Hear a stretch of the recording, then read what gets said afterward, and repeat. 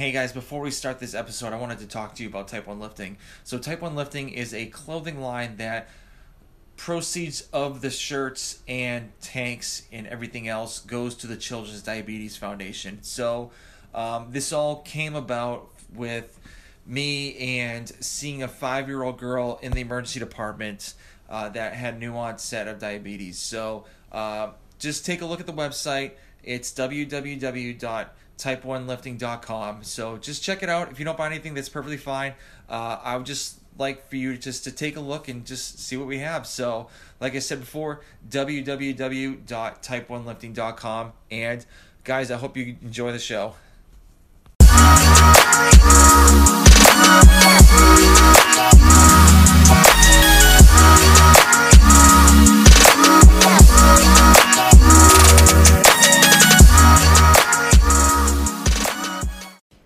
What's going on, everybody? Another episode coming at you at the Type 1 Lifting Podcast. I have a very good friend of mine, Joe Harrell, with me. We've actually known each other for quite a couple of years. We were both trainers at the gym I used to work at. So what's going on, man? Nothing much, buddy. Glad to be on with you. Yeah, I'm really happy that I finally got you on because we've been kind of like, we're like, oh yeah, we'll do the podcast. Oh, I can't do it. Or like, then it's my turn and it's like, I can't do it. So I'm glad we got a chance to do it. So, you started personal training how long ago? So I started, doing some sort of personal training in about 2014 when I was in undergrad. I had always been involved giving advice and stuff like that. The gym bro that gives advice that's probably unsolicited at times. But I was a manager at a gym when I was 18. And so that kind of just being, at the front desk, being in decent shape, people would ask you questions. So always been giving advice for a while, but 2014 I started to do some online stuff. In undergrad we had different programs where we needed to actually train clients to get a grade, that kind of stuff. And so that led into me doing it almost freelancing, don't tell the IRS, but I never really it was all kind of just me. And then 2016 the online stuff got a little more serious. I was working with close friends and athletes and stuff like that, trying to crank it up a little bit. And I was dirt cheap. Boy, I was cheap. We're talking $10 a workout cheap. So, because it was, I was in college and I felt like, I don't know, You didn't think you were right. You were there at the time, right? And so well, it's one of those. I was using my clients as much as they were using me, and what I mean is, I was learning from them what worked for them, what didn't work for them. It was, teaching myself how to be a better coach, better trainer and stuff. So, I didn't want to overcharge a service when there were extra variables. And I was really more interested in the volume rather than the money aspect. So the more people I could get to work with, the more I could learn, right? So the more I could do. So I was cool with, being cheap. And, then towards the middle of grad school, I moved up here to Cumming, right, and started working at the gym with you guys. Kind of rewind a little bit, end of 2016, I graduated from undergrad with my exercise science degree, and 2 days later I started my internship with the Falcons. So I went in and started working with them, and we were doing athletic training stuff, which is a little bit outside of scope, but you have to get in the door. So I'm staying up late at night watching videos on how to tape ankles and shit, and so it was pretty wild. But started doing that, and then I'll never forget the head strength coach came in the weight room one day, and he stopped and he looked at me and he said, "Man, you look like a meathead." And I knew that was my end. So I started, every time I saw him, I'd hint drop, "Hey, when can I get in the weight room and work with you guys?" So about a quarter of the way through the internship, they started letting me split duties between the AT room and the strength room, and I started doing a decent job there and was still doing a good job in the AT aspect. So they would start to give me even more time as long as I was getting my duties done, and stuff like that. And then about halfway through, they just moved me full weight room. So I was in the weight room, cleaning. We did inventory on equipment. We did inventory on like Gatorade, which I don't know.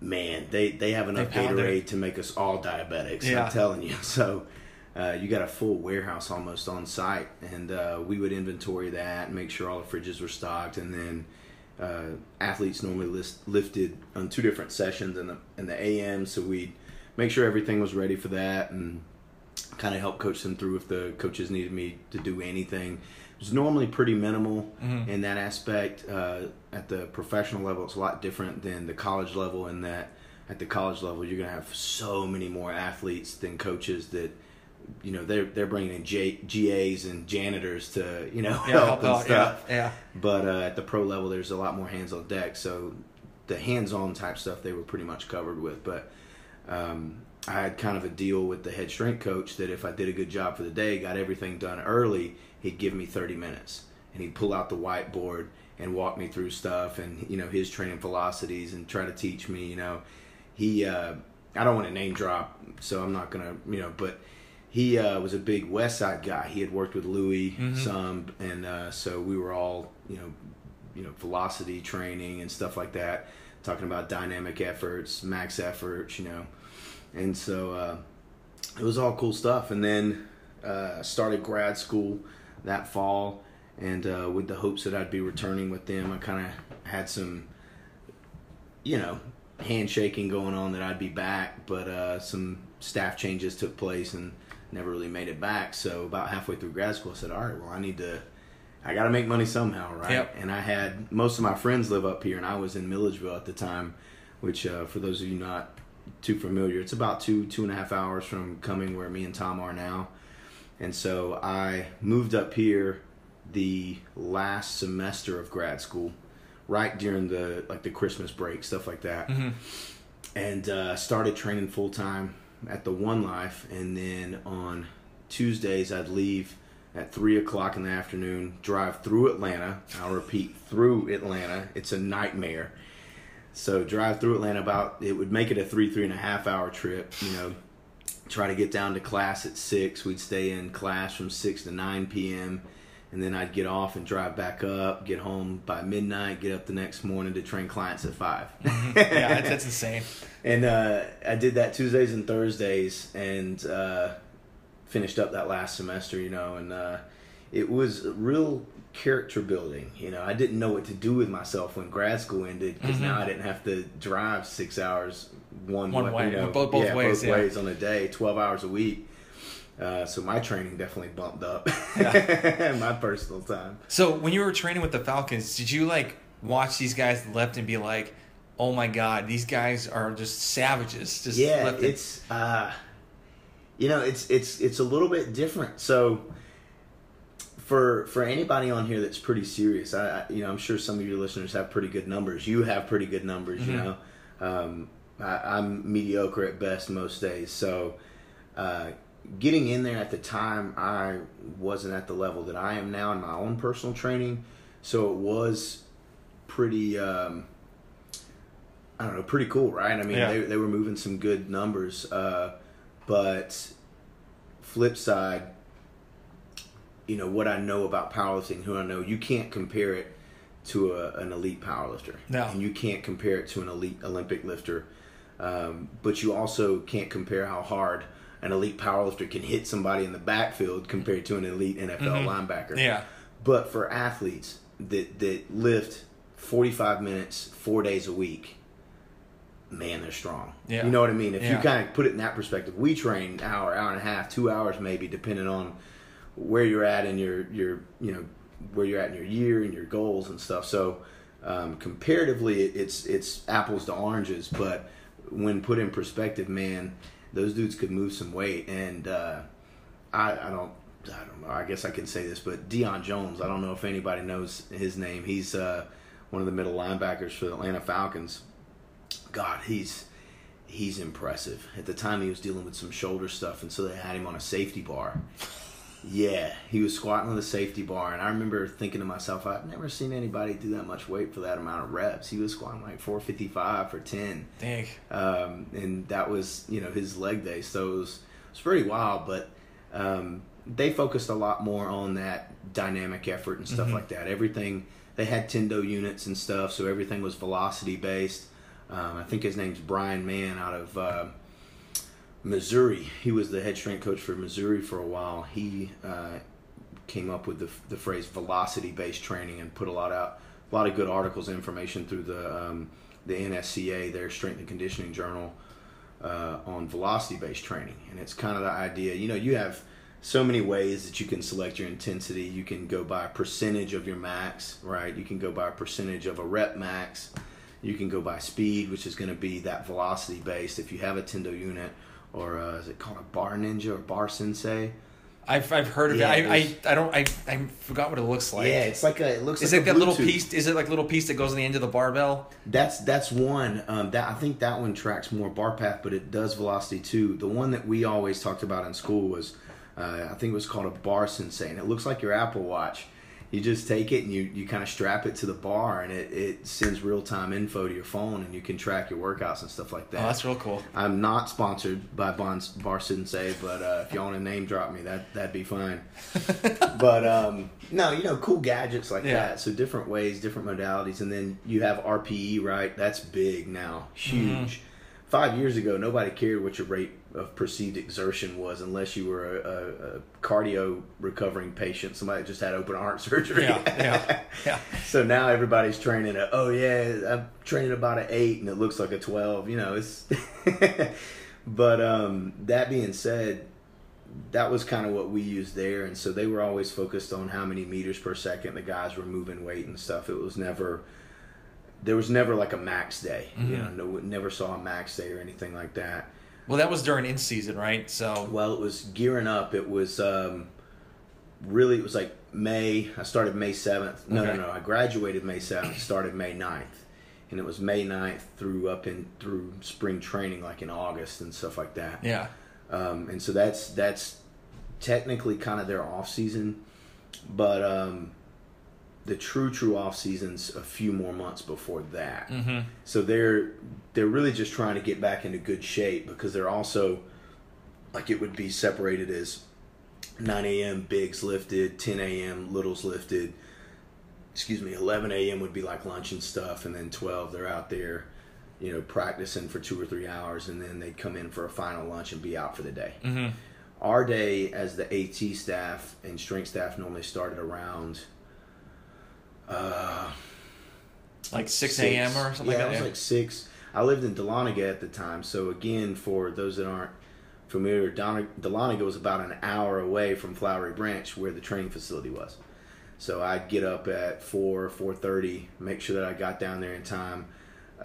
Once the strength coaches started letting me train with them, oh man, I was leaving the house at 3:34 because they trained before everybody else even got to the facility. So they would start training at 4:35. So I'd get up and get down there with them, and I'm an afternoon, evening guy for sure. Like, if you catch me in the gym before 12, well, 6 months ago, if you had caught me in the gym before 12, I'd look like a zombie. Now I'm getting used to it. I've been mixing my training up a lot with work schedules and different stuff, and it's actually kind of good. It builds a different kind of builds a different response. You got to be able to get into the mindset a lot quicker, stuff like that, But no, man, it was killing me because I wasn't used to it. But enough of the adrenaline, being able to work out in that environment, kind of push you through it. But yeah, I'd get down there, and then by 6 a.m. we're prepping the AT room. We're getting coolers filled and stuff for the day, making sure inventory's good, getting everything packed out, and then 6:30, 7 a.m. the players would start rolling in for prehab, stuff like that. So if you had a guy that had any sort of nagging thing, he'd roll up and start getting some work done on him, or start going through some exercises and stuff. And then we actually, I want to say that we taped at that time. So no. It depended. If it was a guy that wanted tape for his workout, we taped them during that time. But my thing is with that is, why would you want to tape somebody? You're kind of hindering the movement. Exactly. I mean, that's just my opinion. There's a lot to it. But it's weird, and there's so much advanced things that take place that you're like, wow, that's really cool. Like, this is cutting edge. Like we had TENS units and different ultrasound models, and like the Game Readies, and what's the one where you put them on your leg and you lay back in a recliner? I know that's pretty big now. So we never had that personal section. Yeah, we never had that in college. We just had like the ultrasound machine, the TENS machine, and like just heat, and I think that was pretty much it. But we had models that weren't on the market. It was stuff that wasn't even on the market yet. And then there was one that we had. It was a laser, like an infrared laser. I've seen those, yeah. And there were a few spots on the tables that looked burnt. And one time I was asking one of the other, interns, I was like, dude, what's this from? And he was like, that's where somebody accidentally held the laser too long. Yeah. So I don't want to get anyone in trouble, so I won't say what I did in the AT room, but let's just get the vibe out there. I was way in over my head. So it's really one of those, you go home, learn as much as you can at night, try to prep for the next day. And because, you mess something up, you mess somebody's career up, potentially. Yeah. Depending. It wasn't always those high stakes, but no, we'd get the dudes in, tape certain things, they were big in rock tape and stuff, so, they'd throw some stuff like that on. And then, again, they'd all hit breakfast, be ready to start lifting. I want to say it was actually 8 a.m.'s bigs, 9 a.m. littles. So we're talking the bigs would be the offensive lineman, defensive lineman, bigger players. Because their workouts would sometimes look a little bit different. Position dictates. And so then at 9 a.m. the littles would come in and they would lift. They normally had more plyo stuff involved, right? Yeah. So they'd be doing box jumps and stuff like that. And then 10 a.m. everybody's getting that pre-tape for practice, and then folks will get out there and they would start practicing around 11. And I think they were normally 2-hour practices. We'd be done and out by 1. And so everybody grabbed food, which was fantastic, man. It's the best, the highest quality buffet almost that you can get your hands on. They had chefs there and stuff, so that was always fun. I loved it. And they would, the chefs would always take care of us, right? Us athletes, like the interns, they'd pull us over to the side after everything was done. I was like, hey, we have some leftover in the back. Here you go. We're not going to feed it to anybody, so y'all can take it. So you normally get 2 meals out of it, and it was good because you get like salmon or shrimp and some sort of beef. Yeah, I loved it. That was awesome. Yeah, it was good stuff. But then we'd stay around maybe another couple of hours, again, checking on inventory. We inventoried maybe 2-3 times a day. And get things squared away, clean up the field, prep for the next day, and then you're out. It's pretty cool. Hey, I mean, I would have loved to do that. That's awesome. So it was a good time. Yeah, I mean, the craziest lift I've seen was probably Saquon Barkley. He's a running back for the Giants. He squat cleaned 405, no belt, Nike sneakers, and it was amazing. I was like, oh my gosh, like this. That was insane. I mean, he's got like legs, like both my legs put together. That's one of his legs. It's huge. They had this cat. He was a linebacker in college, but I think they were trying to move him to fullback. And I don't think he ever made the team, but he was from like South Dakota or North Dakota, so like he was smaller school. He was built like a tank though. Probably weighed like 220, and I mean, God, when I say built like a tank, he was yoked, traps that like didn't let his ears, he couldn't hear you, his traps were so big. And I watched him, they were doing like a 3-rep hang clean and he was using 405. Oh yeah, it was pretty ridiculous. He was one of those dudes that outworked everybody, man. And it was always funny because there was, I mean this probably in the best way it can be applied, there was a lot of egos in the room, right? Yeah. And so it kind of created a conducive environment for individuals working really hard. Like nobody sandbagged. There was no half-assing. Like if somebody did more weight than you, even if you weren't hitting the right velocities, dudes would like, because you'd hear him say, "Yeah, man, you were a little slow on that set. You got to speed that one up." He'd say, "Oh, I'm fine." Like because the alternative is take off weight, then they're squatting more than you or whatever, and they weren't about it. So it was really cool. That's awesome. So now after when that whole series ended, you started at One Life. So you kind of did you add like some of your workouts from like the Falcons over to? I mean, granted, your clients are a little bit older and like don't really move that well compared to those dudes. But did you kind of implement the same things? Yeah, there was some crossover for sure.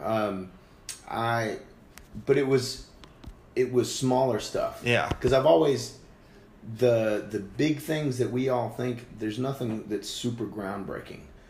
Those guys, they do the same lifts we do. They do the same exercises we do. The intensity's the same that we do, you know.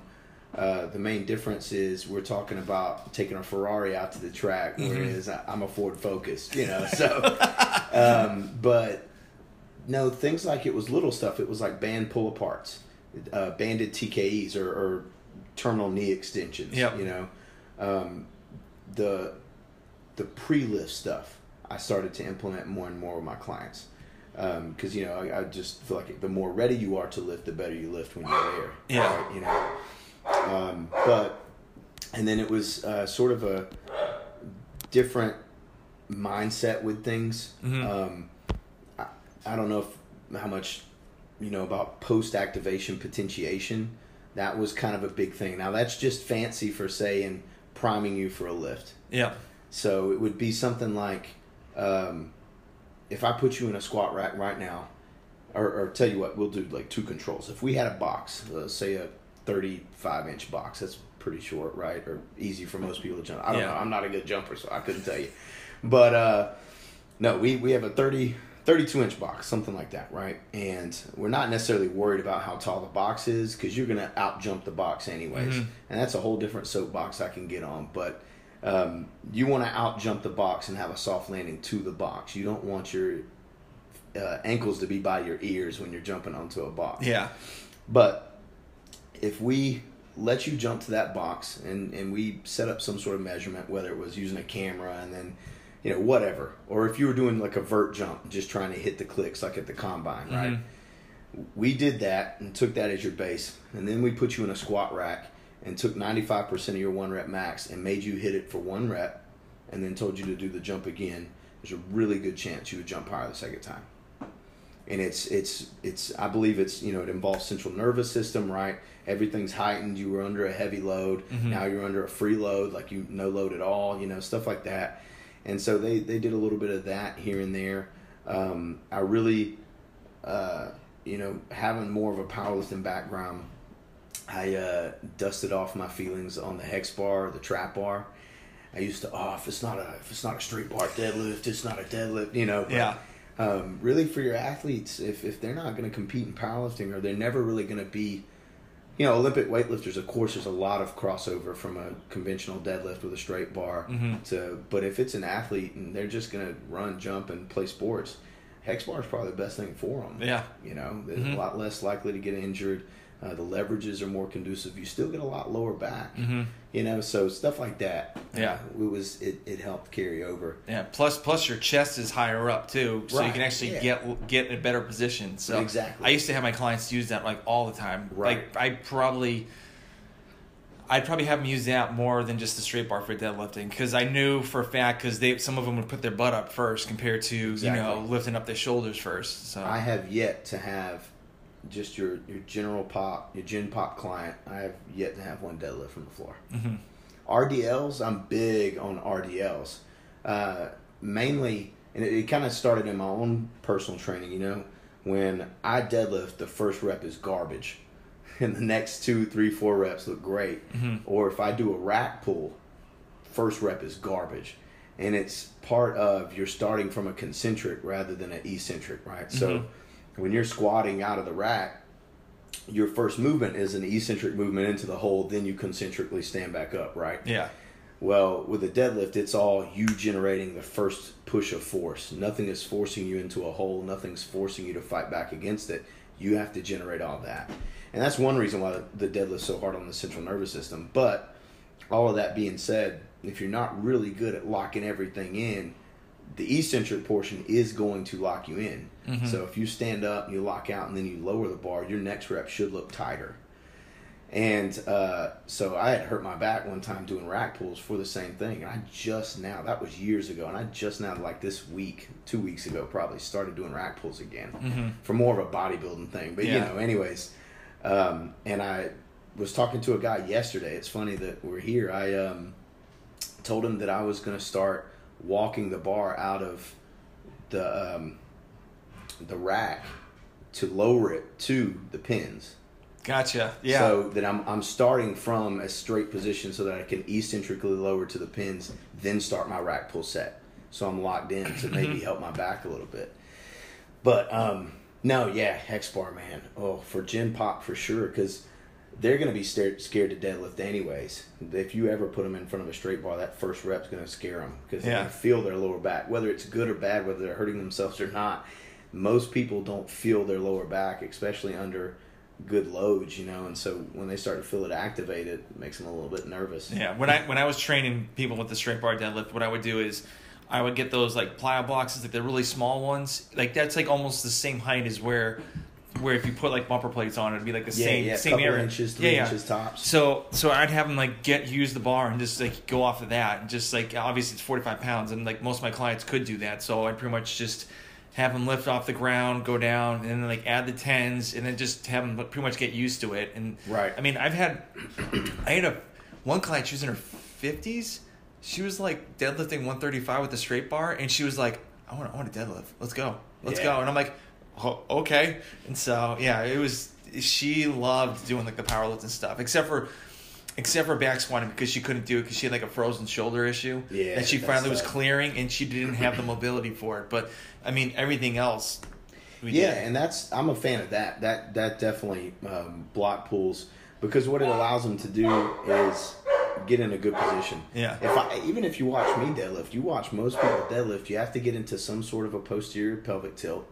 You get a little bit of a lumbar round. Mm-hmm. Even if it's not a lot, you have to round to get into position. The problem is when they round to get into position, they can't recorrect. Yeah. So if you're starting them from a corrected position off of a block pull, it's going to feel way better. Yeah.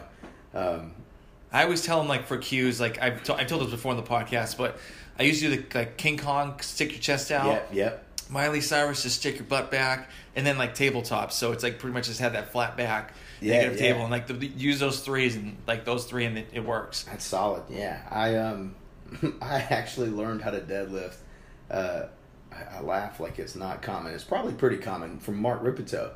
His starting strength. Yeah, I've never read his books or anything like that. Like I've just like all my lifts that I've learned was either from like Men's Health or all the Olympic stuff is like YouTube. Yeah, that's it. When I started working out, it was very similar. I mean, so I'm a younger guy. I'm 26, so the audience can kind of get a grasp on that. But I started working out in like 2005 when I was in 5th grade. Mm-hmm.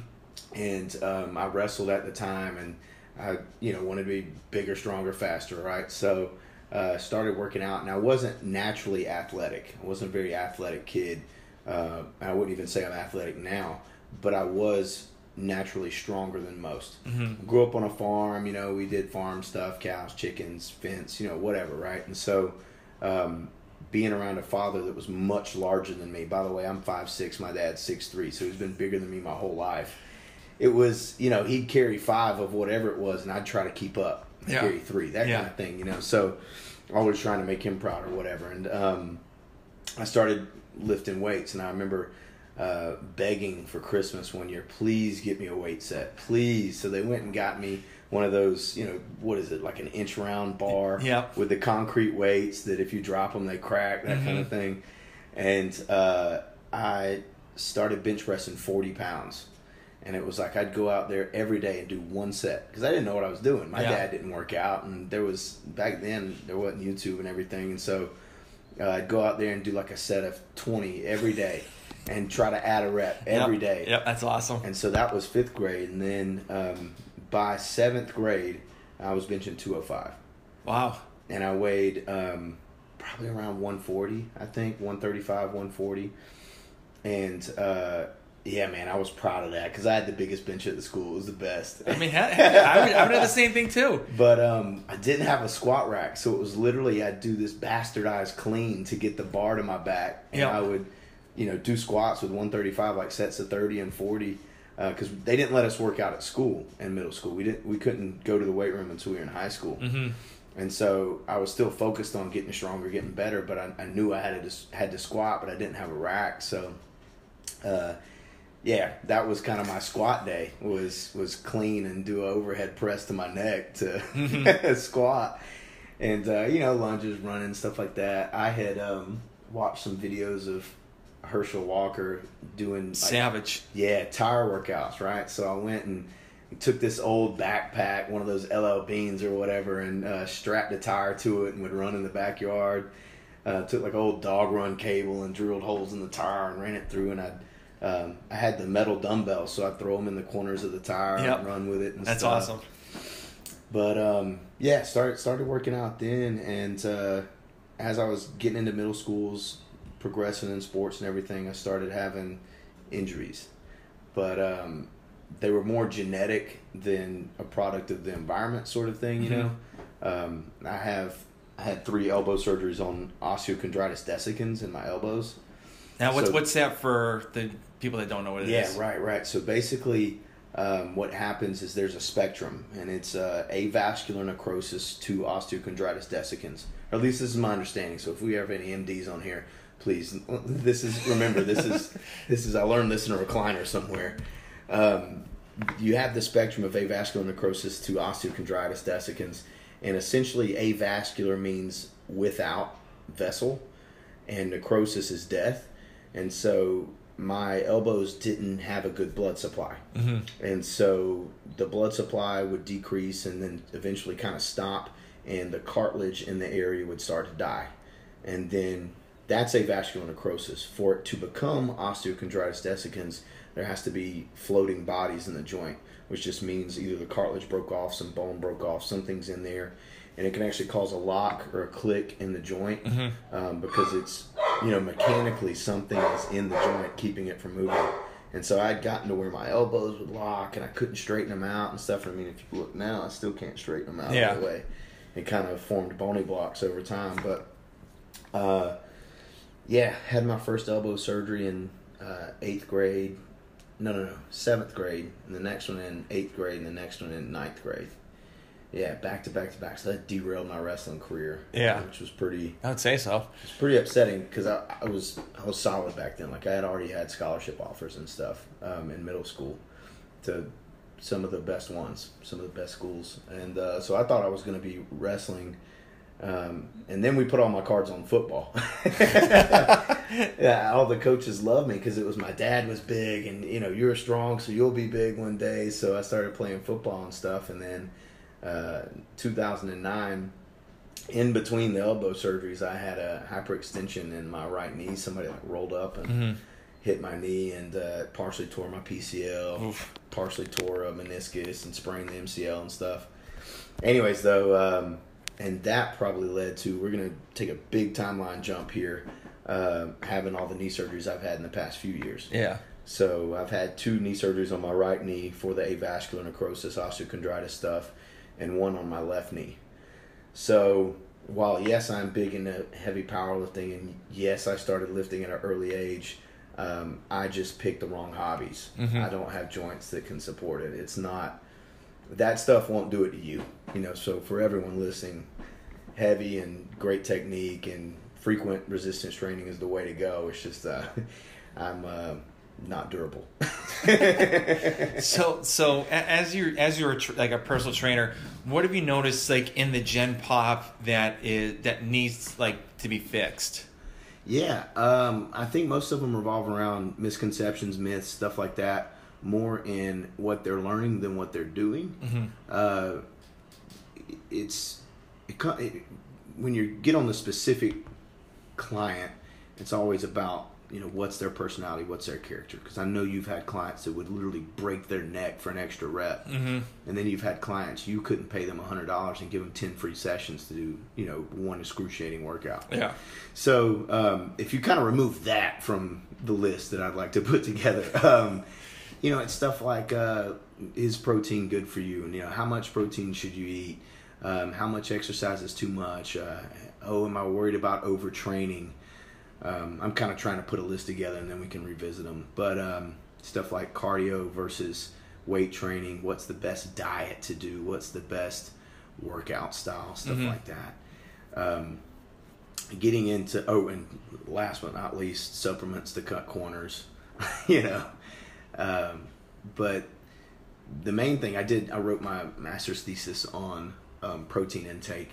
And it's pretty conclusive that you almost want to eat as much protein as you can get your hands on. And it be animal protein from good lean sources or trusted protein powder sources.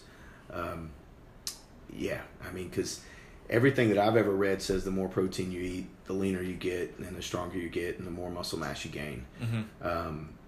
There's a guy, I'm not going to quote too much because I don't want to give any misinformation. I talked to Tom about this before, but his name's Jose Antonio, Dr. Jose Antonio. Look up his research on protein intake. It's wild stuff. Like, he's got one study where he had an obese population at like a 40% calorie deficit, mm-hmm. but they were still, and then on top of that, he added in for them like 400 calories worth of protein, straight protein. So we're talking, that's 100 grams of protein. Mm-hmm. That's most people's daily intake. Yeah. But 100 grams of protein is what? Anywhere from 2 to 4 chicken breasts, depending on the size. Yeah. That's a lot of food. And that would make me not hungry, because mm-hmm. right now I'm not eating 2 to 4 chicken breasts a day, Yeah. Normally I'm eating a lot of steak. But, yeah. That being said, if you have a client that you are dieting and they're gonna be hungry, right? Anybody on a diet's typically hungry if you put them in a calorie restriction or mm-hmm. A caloric deficit. And so these individuals are at a caloric deficit baseline, and then he adds to that baseline 400 calories worth of protein. The individuals all still saw fat loss, and they all started gaining lean mass just from upping their protein intake. And I do want to say it was an obese population that was the group that they were working with. But and he did like 2 or 3 more follow-up studies where he bumped the calories even higher. There was, at one point, I want to say it was 1,000 calories additional in protein. And so anybody worried about your kidneys or bone mineral density, I did the research on that, and there is acute renal impairment involved with an increased protein intake. If you eat a bunch of protein for the first week, first 2 weeks, whatever, your kidneys are going to let out a few more enzymes. Filtration mm-hmm. will be inhibited a little bit, but your body will autocorrect and you'll be fine. It's completely acute. Nothing that should be on anyone's radar. If mm-hmm. you have healthy kidneys, you can add 100 grams of protein to your diet right now and you'll be fine. Now, if you have kidney issues to begin with, you might want to consult your physician. Yeah. And then one thing that was always a concern was bone mineral density in female athletes and protein intake. Supposedly there was information that suggested that protein intake, a high protein intake, caused women's mineral density of their bones to decrease, causing more bone breaks and stuff like that. And all the research I read said quite the opposite, that it actually improves bone health. Yeah. So, if you're already pretty healthy, you can bump it up, and I'm sure you'll enjoy the results. Yeah, and plus with weight training, obviously, that helps with your bone density too. Exactly. So there shouldn't be an issue with that whatsoever. And you're only going to get stronger, so it's only going to help the bones even more. It's creating a need. With weight training, you use your the sodium potassium pumps more, and calcium is used in the body and stuff. So if you weight train too hard without enough protein in your diet and enough calcium in your diet, you're actually going to leach calcium from your bones. Mm-hmm. So even more so, you need calcium and you need protein to help with that. But yeah, a lot of cool stuff there. I'll kind of leave you guys on a cliffhanger for that, to do a little bit more of your own research. But protein is king. That was the name of my paper. Mm-hmm. It's king. So be sure to look on that stuff. Misconceptions around cardio and weight training and stuff. It's more of my mindset is my own personal opinions based off accumulation of knowledge over time. Like I'm not one of those that I can readily quote papers, but I kind of check things off in my head, if you will. Like it's locked down as this is truth. You know what I mean? That sort of stuff. And then over time that forms an opinion. But at the end of the day, if you're just going to do straight steady state cardio versus weight training, it just cannot and will not give you the same results. Nope. Because weight training has so many other variables that it affects other than cardiovascular health. So if you're lifting weights, you're stressing muscle, you're stressing bone, like you said.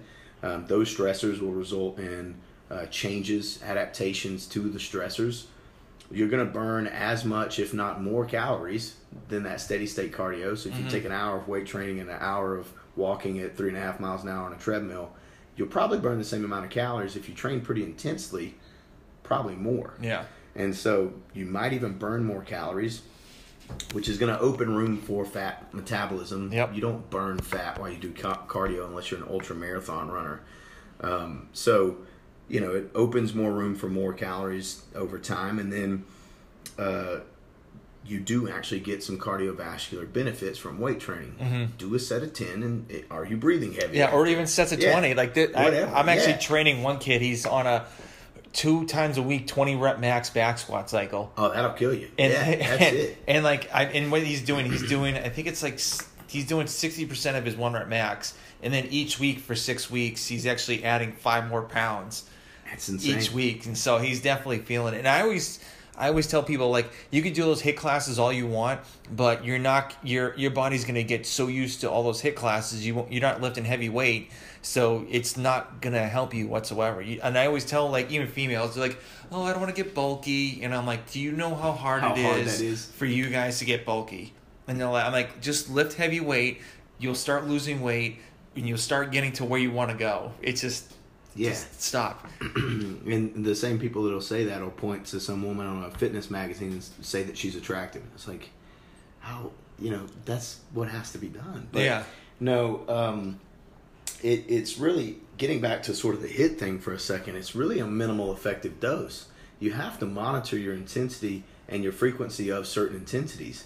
Because at the end of the day, we all love training. That's why we do it. We love working out. We love training. So that makes it tough. But if you do something too often, too hard, too well, the body adapts. Then what happens? It impedes progress. We're in a state of tricking our bodies to improve. There are things you do want to adapt to. So, I mean, if your number one goal is performance, right, then you want to adapt to things over and over and over. But if you're someone trying to add on muscle mass, you don't want your body to adapt. The moment that your body adapts to whatever it is that you're doing, you're most likely going to sort of see less improvements over time, because, you know, it's a minimal effective dose approach. It's like taking an antibiotic or taking anything. As your body builds up a response to it, you have to take more. It's like caffeine. Yeah, you can't squat more than, you know, 1,000 pounds really if you got a squat suit, whatever. But I mean, right now the world record's 1,000 pounds, so we know that none of us here will probably be there. So that being said, what's your ceiling? Where do you get to a 600-pound back squat? What will it take to get to 7? Do you have the time for it? Do you have the means for it? You know, what if you had just kept your squat max closer to 500 and figured out other variables to train? Your legs would have probably still grown just as much, if not more. Not that I'm not saying to push it, because listen, at the end of the day, I'm a meathead powerlifter, like grunt weight, you know, like I want more weight. But, I mean, with me 2 weeks in, I'll be 41. I want to push it to the max. So, but you kind of get what I'm saying, and that's what makes it so cool. Is there's a ton of science behind it, but the art comes in. You know, you got to juggle the variables and figure out how to change intensity, pause reps, tempos, rest periods. You know, all sorts of stuff. Like lifting complexes, like Olympic weightlifting complexes. Yeah, because training styles, cluster training versus, you know, just pyramid loading, different stuff. Yeah, because I remember back when CrossFit was like starting to get big, and like people would just like full throttle every single day and just like blow up, and then like they start to realize, wait a second, this is not really the best idea, so why don't we do like tempo work or like every minute on the minute, and you have like a break in between, and then like... I used to get nauseous watching Rich Froning videos. I wasn't even doing it. Just watching them made me sick. You know, stuff like that. Well, that's what people like when I work out in the gym, they're like, are you trying to like earn a contract someplace, or like what are you doing? And I'm like, I'm just trying to get fit. So yes, no, maybe. Anyone out there offering contracts? Yes. I'm taking supplement offers also. Right. But so with your clients, did you kind of like try to get them kind of into powerlifting a little bit, like not like full blown, you know, just say like, you know, get them on like the bar and do back squats, or just like, you know, or like bench more or something like that? So for me, it was the way that I transferred that to my clients was Powerlifting's not good to most people over time. Most people fall in love with the sport, and it's like an abusive partner in a relationship. You love them to death, but they beat you up every time you walk in the house, you know? And so I've had that experience probably more than most with, 6 joint surgeries to my name. And so definitely has helped me train more intelligently, so I know how to kind of display that to a client or an individual. So I have friends or clients that do powerlift that I do coach, but if I had a gym pop client at the gym, I take the mindset of powerlifting, pushing for a 1 rep max, to everything else. Hey, we're doing 50s on dumbbell chest press, whatever. We need to be at 60 in a month, something like that, right? And I have clients that's mainly my older male clients. Oh, I want to bench. I need to get to 2 plates, right? And you're like, all right, bro, we'll do it. You take it, because at the end of the day, there has to be a motivating factor for them too. Yeah. But the way that I get everything else wrapped in is, hey, if you don't get bigger triceps, you'll never bench that weight. Nope. Hey, if we don't work on your upper back and your back so that you have healthier shoulders and lats, you're never going to bench that weight. So it's not one of those, we bench every day and try to max out every day. I trick them with their own goal into creating a well-rounded, strong physique.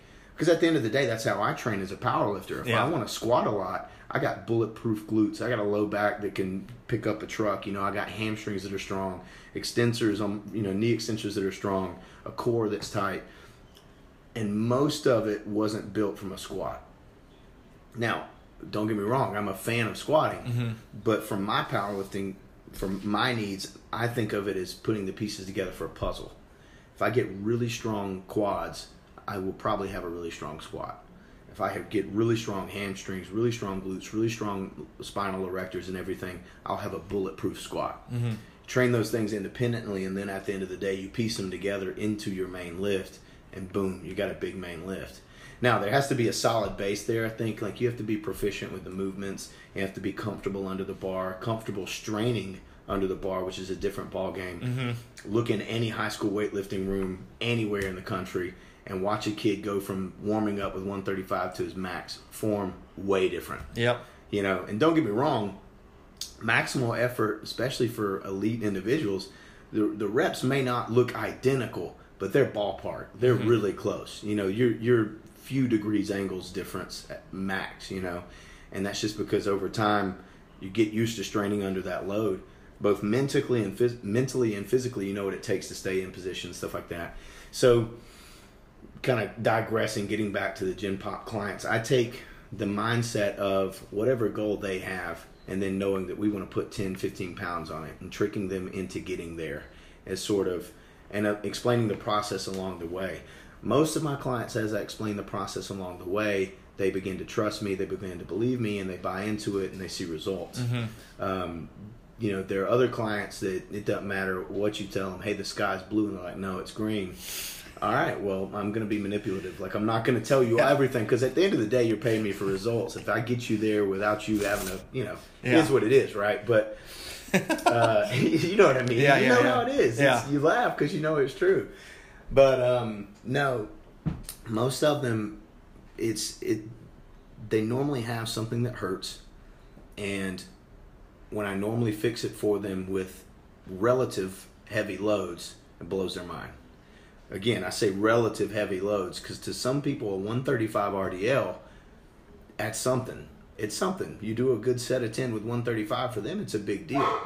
For me, it's a warm-up. For us, it's a warm-up, right? Yeah. But for them, it's a big deal. So if they come to you and they say, I have a lot of low back pain, first thing I'm hitting is glutes. I'm not going to stretch with them. I'm not going to do anything with them other than get a good glute pump. We'll take them to abduction machine, put them on it and have them get a glute pump, do some glute bridges, and then try to teach them an RDL. And you can tell me that if this is true for you, but in my experience, the hardest lift to teach anyone in the gym is the correct form Romanian deadlift. Yep.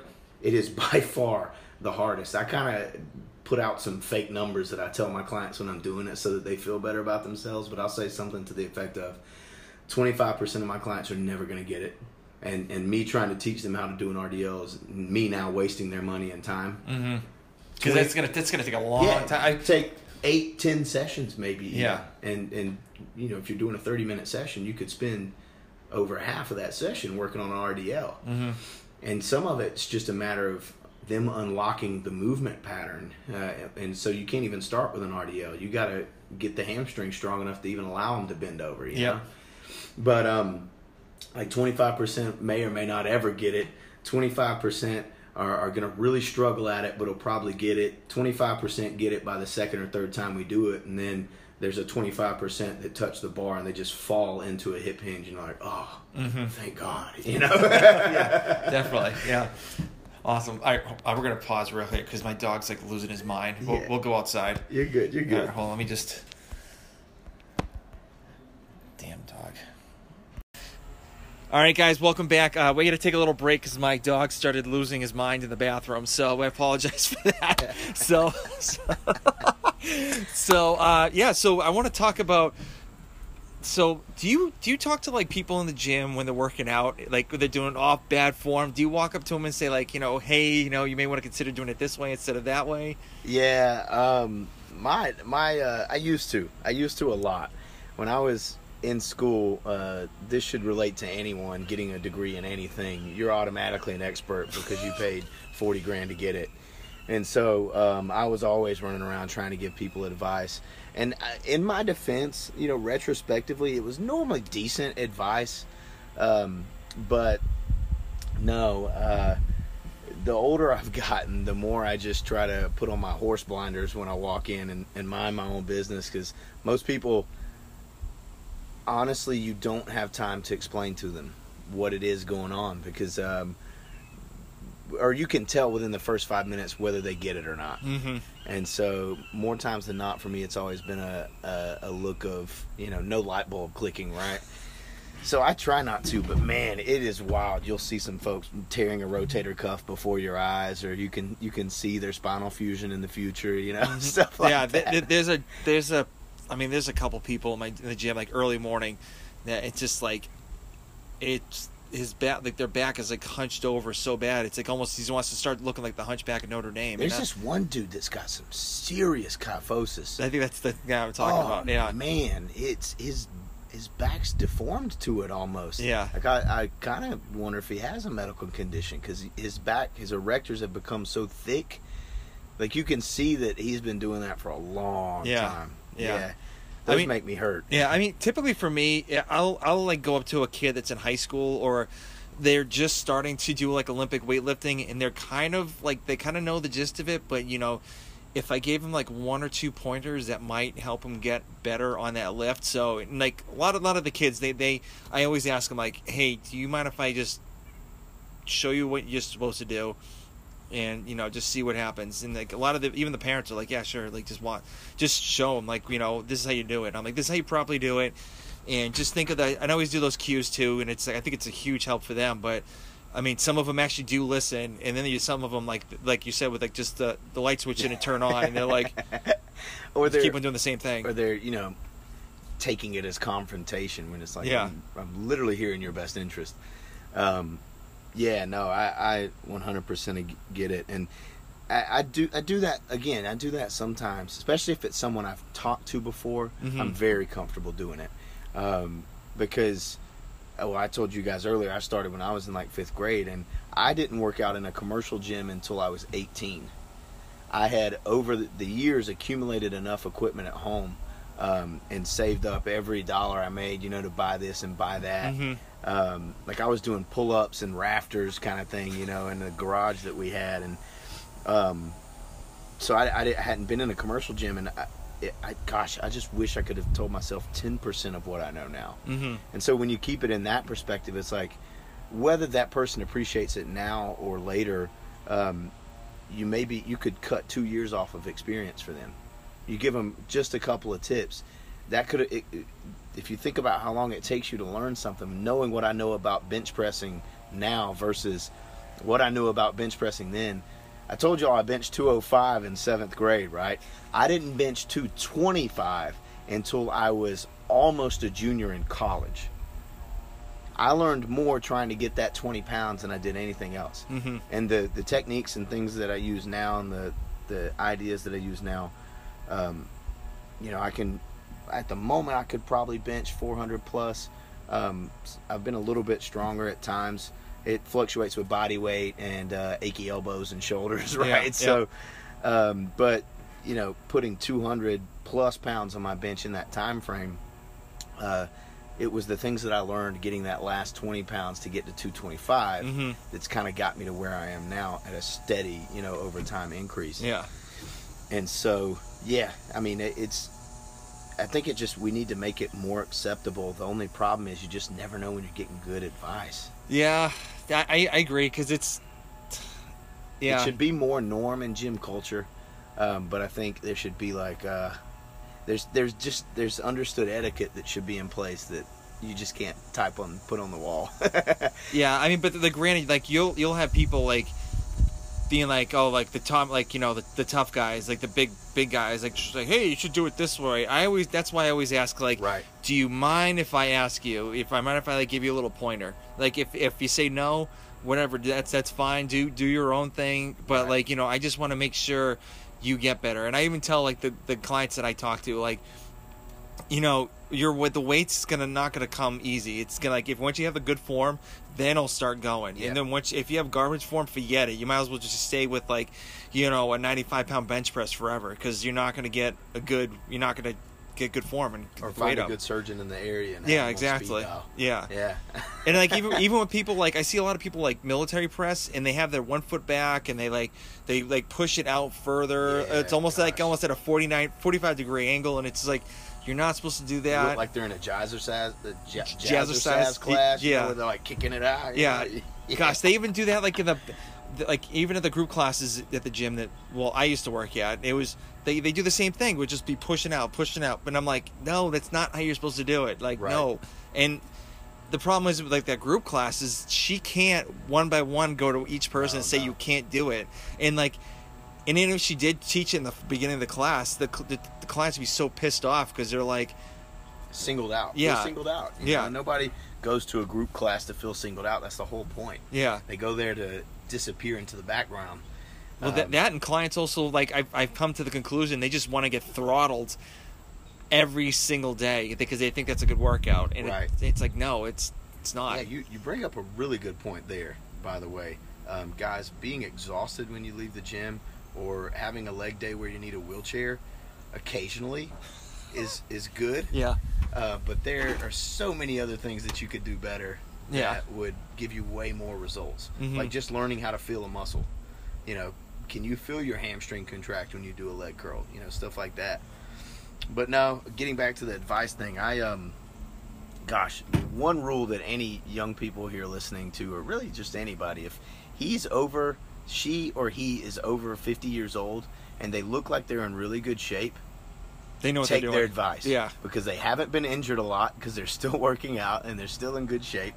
At this point, they probably know a good bit about what works for them diet-wise, because you just don't stay in good shape. So be open to that advice regardless of what vessel it's delivered in, because, communicating across generations can be difficult. He may not, or she may not, think they're rude when they're talking to you the way they are, but they may just be being rude on accident, so kind of be open to the advice.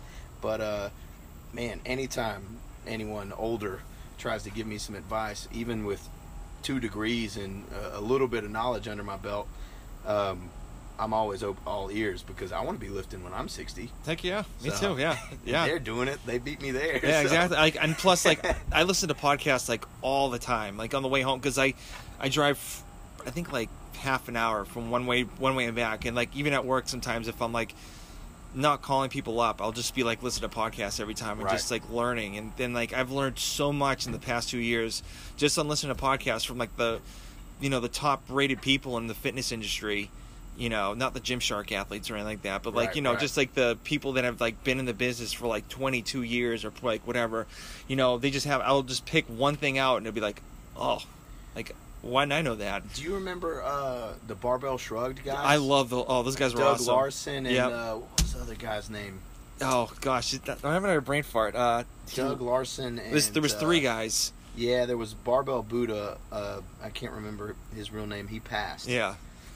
and Doug's the only one I can ever remember when I bring it up. But those dudes, they were really good about bringing great content. They had, gosh, what was his name? He was a powerhouse in Olympic weightlifting a decade ago. And then there was the other guy that had the heart attack that went into, what was it? He's got something Nation is the name of his. Oh, a Mountain Dog? No. Mountain Dog train? No. He's the one that made bar slamming popular. Oh, I can't remember. Damn it. But yeah, they're solid. They used to bring solid weightlifters and nationally and internationally, but they'd also talk to people that did yoga. They talked to everybody. They'd bring everything on, and it was more of a Joe Rogan type podcast. It was never like just lifting. But I learned a lot from them that was nothing I was ever interested in. Yeah. You know what I mean? Like I've never been super interested in the Olympic lifts. But mainly because I couldn't do them, right? That's a big thing. Like I had like a 185 clean in high school, and I've hated Olympic weightlifting ever since. It was really just I had a terrible high school weightlifting coach that didn't teach me how to Olympic clean and do everything correctly. But the flip side being where I'm at now in my training life, I myself do Olympic variations, not necessarily more for almost bodybuilding type stuff. Man, your shoulders and traps will get yoked if you're holding a bar out in front of you for a bunch of ballistic movements over and over and over and over. You'll get stacked, man. And, well, even your lower back and lats, just for sure, just from like doing doing hang cleans, you even feeling and pulling your hamstrings, your glutes, pretty much like your whole posterior chain. You'll feel anything, even if it's lightweight, just high reps. You'll after a while, you'll be like, "Crap, this is kicking my ass." And then from an athletic standpoint, if you're ever working with athletes, there's a lot of information, and I mean a lot of research that suggests that Olympic lift variations are much more beneficial for athletes than the traditional Olympic lifts. Like pulling from the floor for a clean and jerk, hang clean's way better. Stuff like that, just because again. It comes down to a cost-time effectiveness, How long would it take an athlete that's already playing a sport, how long would it take them to truly become proficient in a clean and jerk? Years. You could teach them a hang clean maybe in 3 months.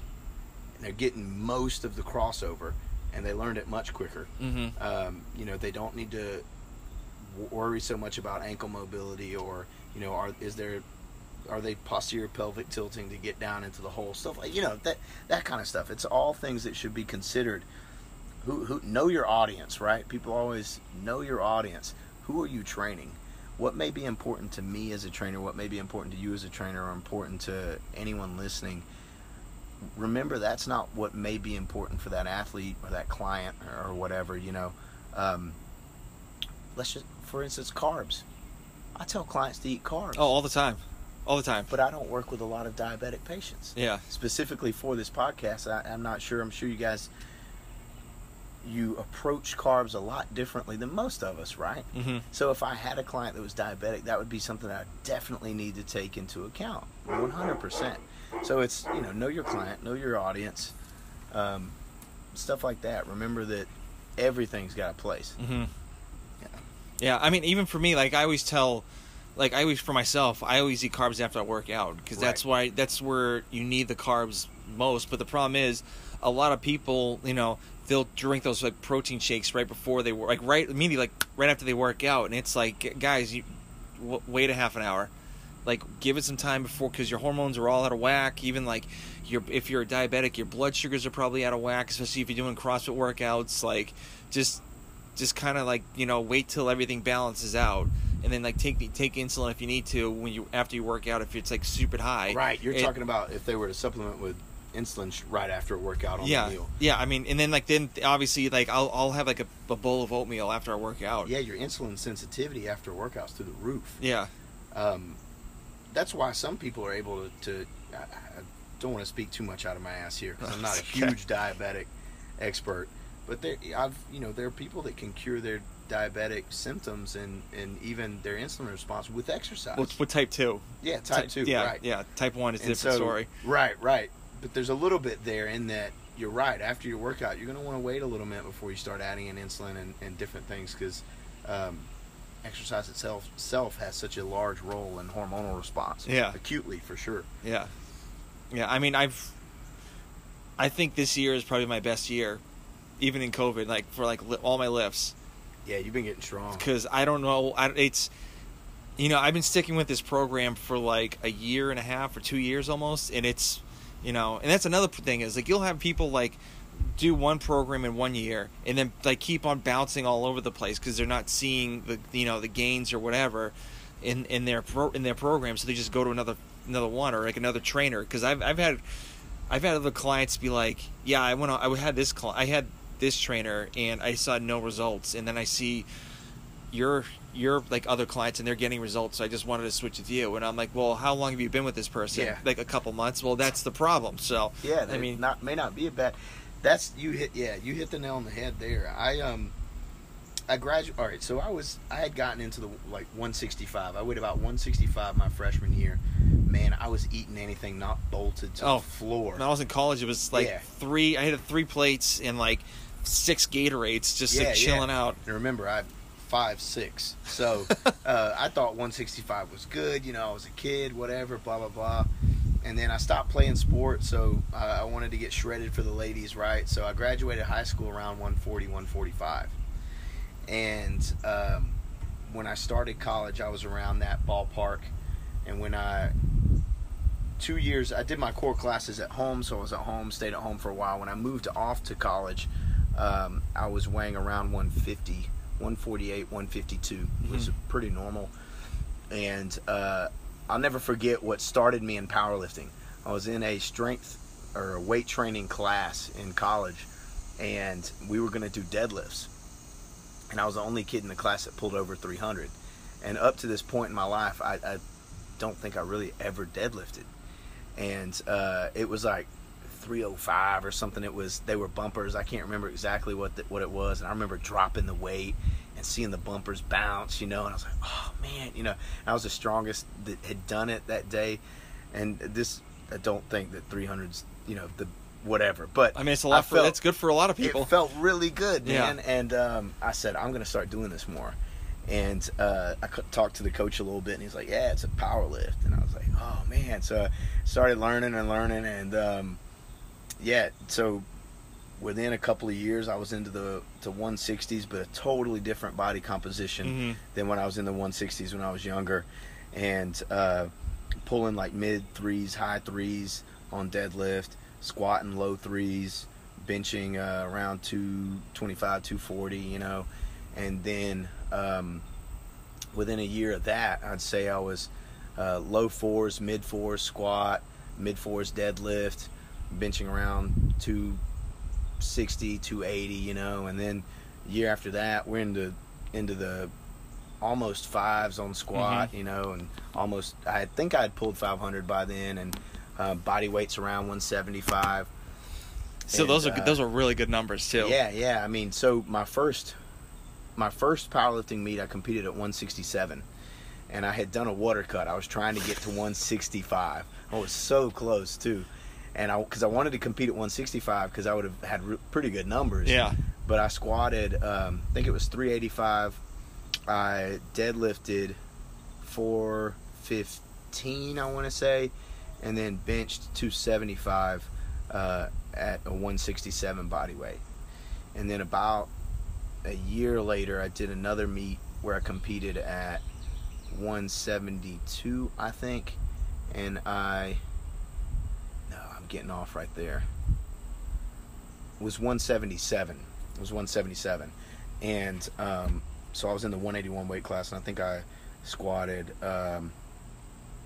450-ish and in knee sleeves, and then deadlifted 507, and I benched 321 because everything was like kilo. The other numbers are off by a couple pounds because I can't remember what the kilo conversion was. But and then 6 months after that, around the same body weight. I think I weighed 179 at the meet. This one was my best meet, and really, actually, this is my last meet, I think. But I benched 315. Bench suffered, but deadlift was 517, and I was so close to a lockout on 530. So close. Like, it was one of those, the whole crowd was like, oh, Yeah. you know? Yeah. And squat was 489 in Damn. knee sleeves, and it felt pretty good. And then, but I kept powerlifting even though I didn't compete. In my mindset was like, I'm fixing to get stupid strong before my next meet. Yep. I'm going to gain a little bit of body weight, and then we're going to start to kind of peel it off. I normally do, to get strong, I have to get heavier.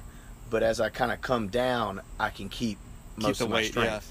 Yeah. And so I can't, stay lean and get strong. So, I can, you know what I'm saying, though. Yeah. For powerlifting purposes, that was kind of, I found out the best formula for me. So, I was 183, and I was hitting triples with 500 on squat, knee sleeves. And I never tested my max, because I was like, I'm not doing a powerlifting meet. I don't need to peak. Well, you don't need it yet. Yeah. I'm like, I'm not peaking. I'm running through. So I hopped on another mesocycle, on another one, and I was, my biggest regret was not doing 500 for 5. Like, there was one set where it would have went, know? And then, bench was, I think I doubled 365 with pauses, during that cycle, that mesocycle. And then, I pulled 585, I think, on deadlift. Yeah. And man, I'm one of those Michael J. Fox deadlifters. Like, I twerk. You know what I mean? You've seen me. Yeah. I get the shakes. But is that because like your central nervous system's like completely fried out? I think it's that and weak quads, because I've had so many knee surgeries. I think my quads are a little weak on the deadlift. Yeah. And so they're firing, and I'm just kind of twerking. And yeah, I think it's CNS fatigue too, though, because there's some days I'll I could hit the same number, no twerk. Yeah. And then the next one, it's a twerk PR. So I don't know, but I mean, that's with me. Like, I haven't actually. I did a post earlier, like, saying, you think I should do a weightlifting competition, and everyone's like, hell yes, like, do it, like, go do it. I'm actually going to do it. I'm actually been looking. You learn a lot. Just about yourself. Yeah, getting there. I mean, I hit some big numbers already, so when it's like, all right, let's try this, so I can just get a gist of like what this is all about. Because the only competition I've had is doing the CrossFit Open, and that was with like at the gym. There was people cheering for me, and like this one, I actually went to a weightlifting competition. The first person I interviewed, I went to her weightlifting competition because she's from Alabama, and she was doing a weightlifting meet to get to the Arnold in Atlanta. Like I forget where, but I went to it to see what it was all about. Right. And I'm like, okay, this isn't bad. And so I was like, all right.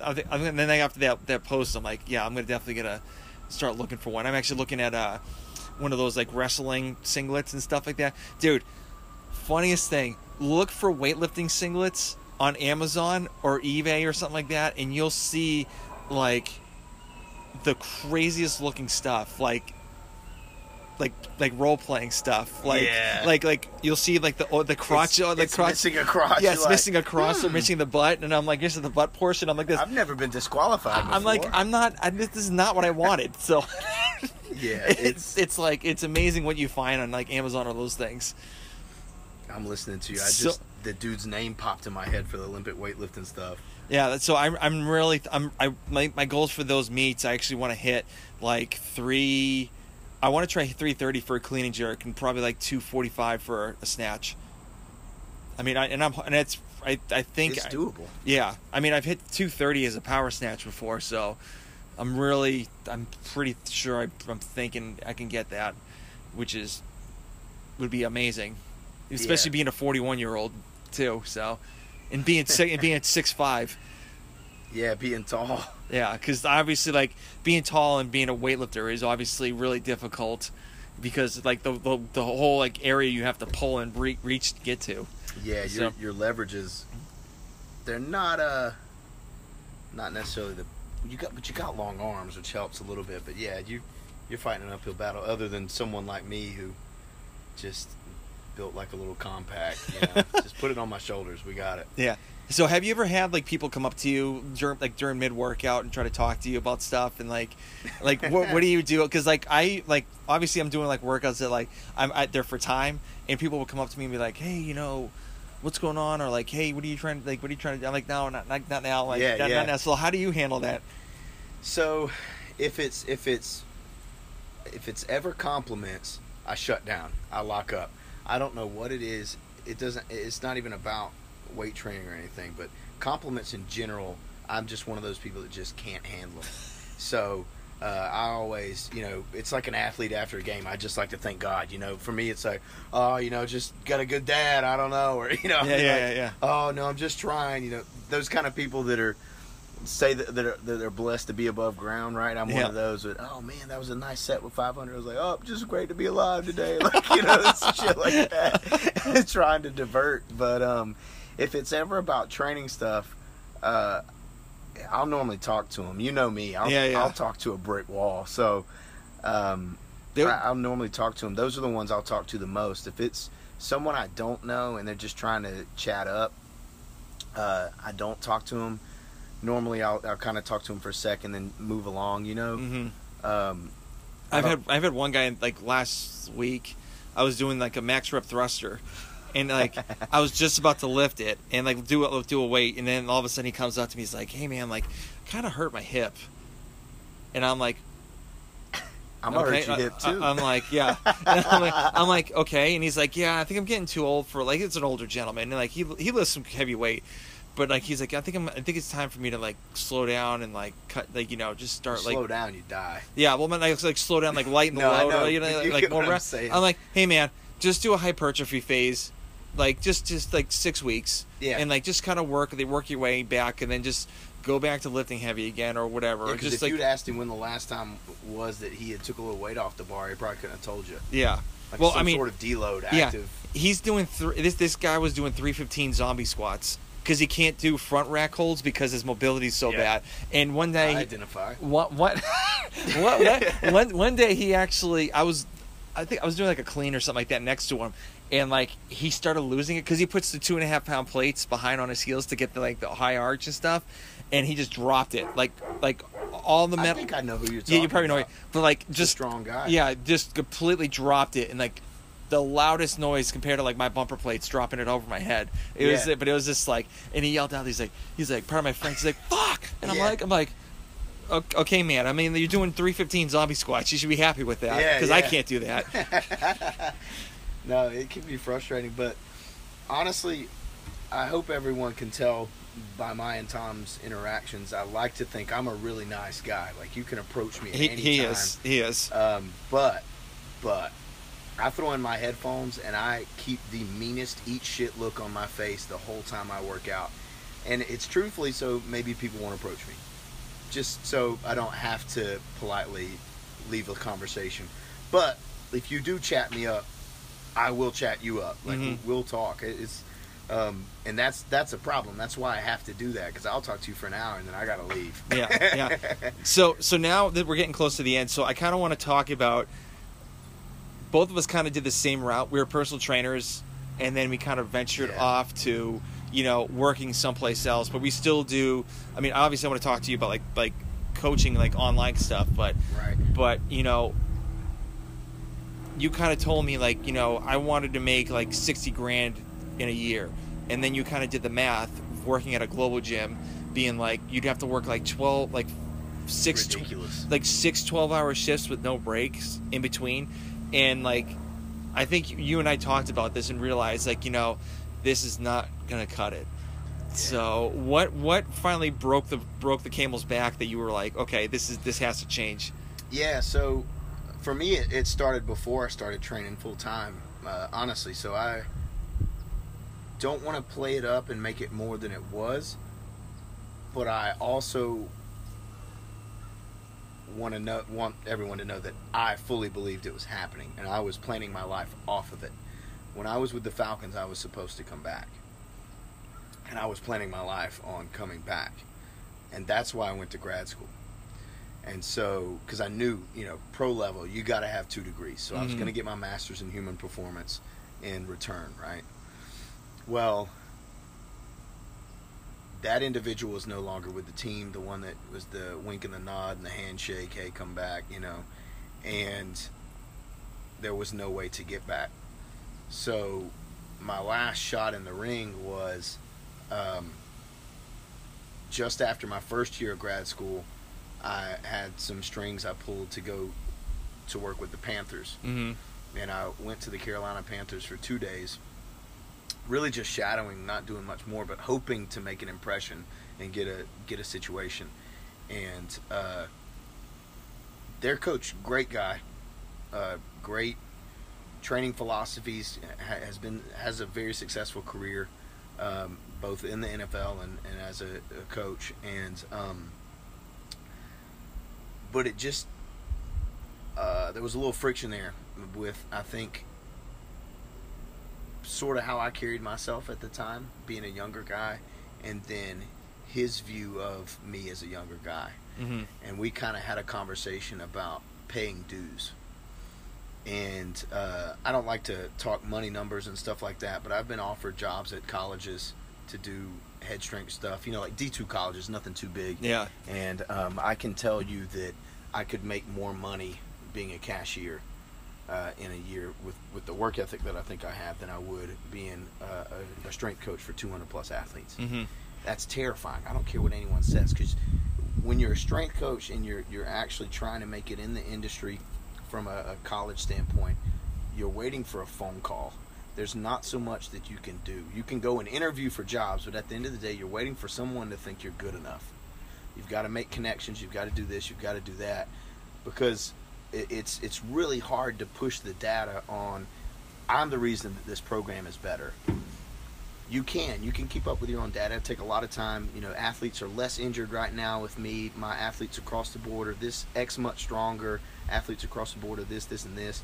But the problem is that other college that you're going to present that data to is probably not going to pay attention to it. Yeah. They're going to want to know if the football team won.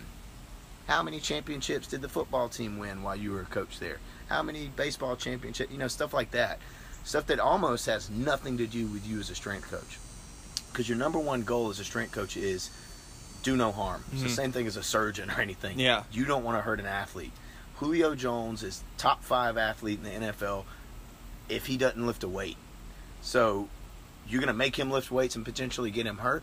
Yes, you are. But your goal should be, I'm just trying to polish a Ferrari, not turn it into a Hummer. Yeah. So with that in mind, it became pretty clear that cracking the field was going to be very difficult.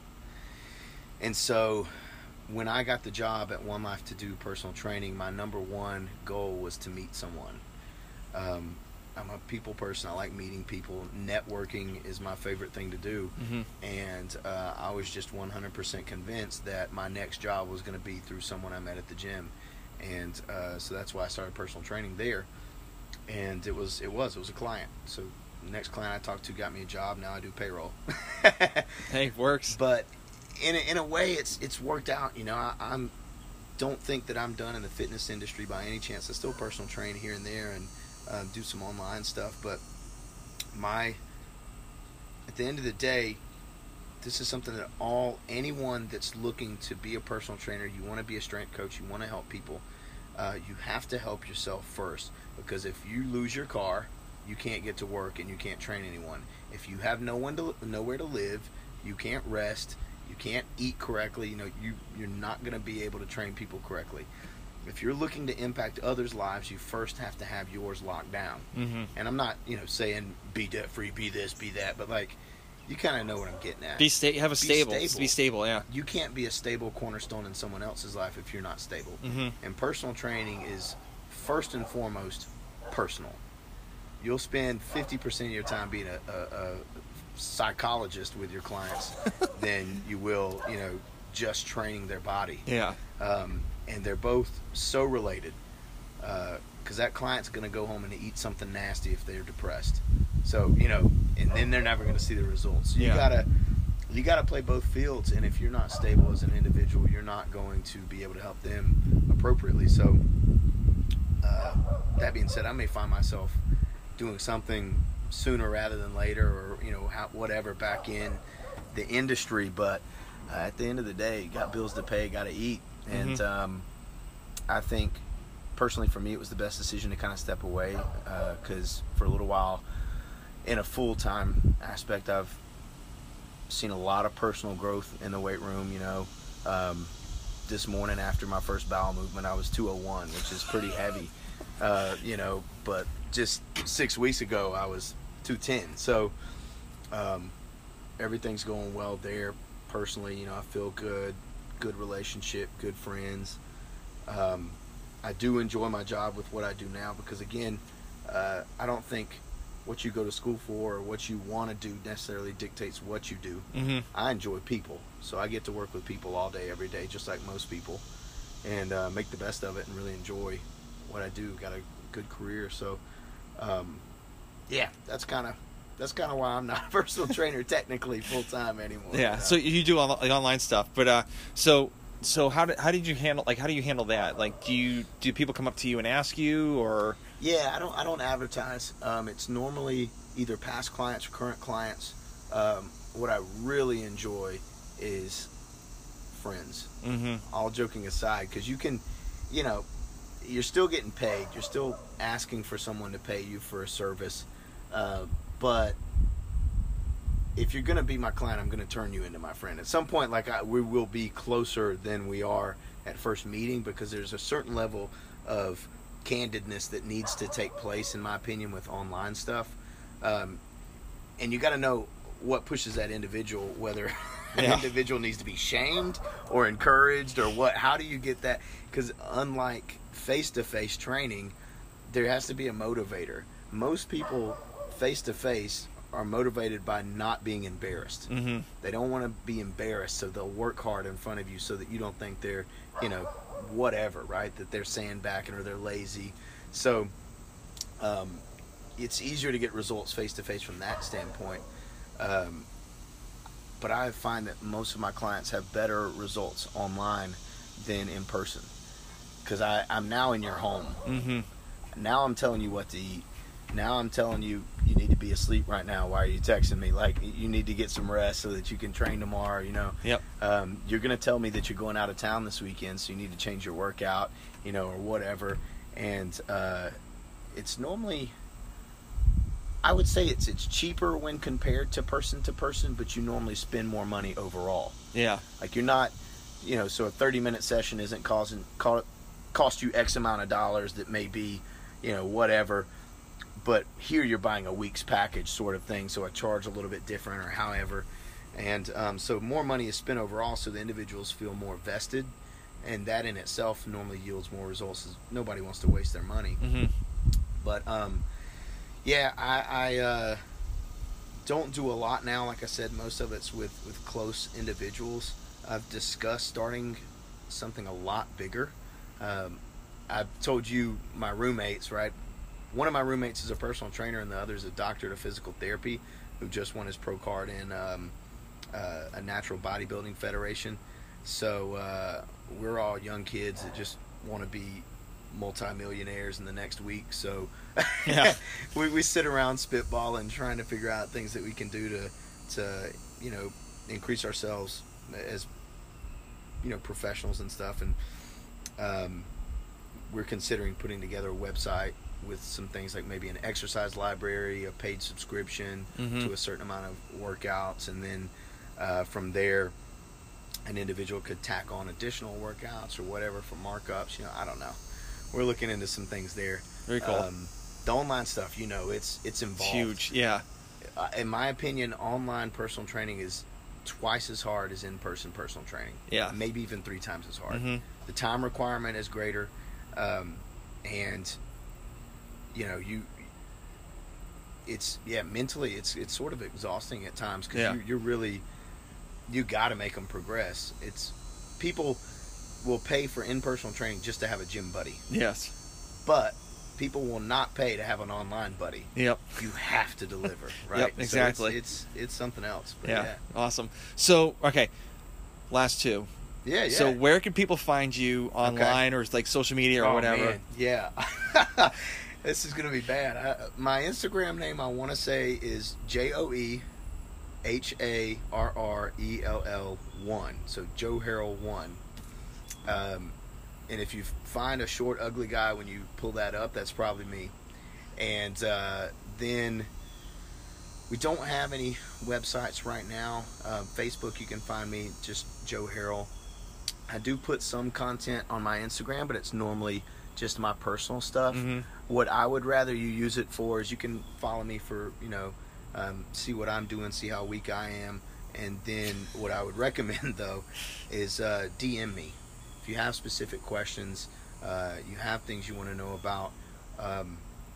I've spent the last 10 years of my life learning everything that I could to make an individual stronger. So if you're interested in anything like that, please send me a private message. I'd be more than happy to chat you up, maybe even exchange contact info or something and go from there. Yeah, awesome. And then, so last question. So let's see, what would you tell a brand new personal trainer what to expect in their career? Brand new personal trainer. I would say first and foremost, expect awkward situations, a lot of awkward situations. I think personal training attracts introverts. I think your client base will be like 70% introverts because they already can't go to the gym by themselves. They need someone to be with them because they fear massive groups of people. So if you're not an already very outgoing person, practice that. You can practice personal skills. You can develop your own character to be more outgoing, to be able to carry conversations with individuals. And then treat it like a date. First time with a girl, first time with a guy. You don't want that girl to think you're looking at every other girl in the room. Yeah. You stare at that girl that you're with, right? So you focus on your client. That's who you're there for. Everybody knows me at the gym, so I don't do a good job of it. But it's hard. It's really hard, yeah.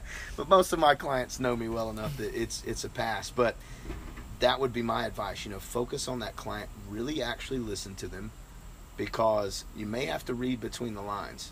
If they've got a terrified look on their face, or if they have a eat shit look on their face, or something, like body language, pay attention to the body language, and don't be afraid to over ask them questions. I had one client that she literally would yell at me that she was okay because I would ask every 3 minutes, "You okay, right? You're good, right?" Yeah. I'd put her in an ambulance once, so I was always concerned about her. It was a no breakfast situation. Right? Yeah. She came and trained with no breakfast and got. But just communicate. Pay attention to your clients. Encourage them, because at the end of the day, remember why someone comes for personal training. They're probably not encouraged, and they're wanting someone to do it for them. They need motivation, and then they're also not sure where to start. And remember, you're the expert, not your client. So don't second guess yourself. You've learned for this. As long as you're learning and you're training yourself to be a better trainer, you'll be fine. Confidence increases buy-in, and if your client does not buy into what you're telling them, they will not see results. Nice. All right, Joe. Thanks, man. Yeah, appreciate it. All right.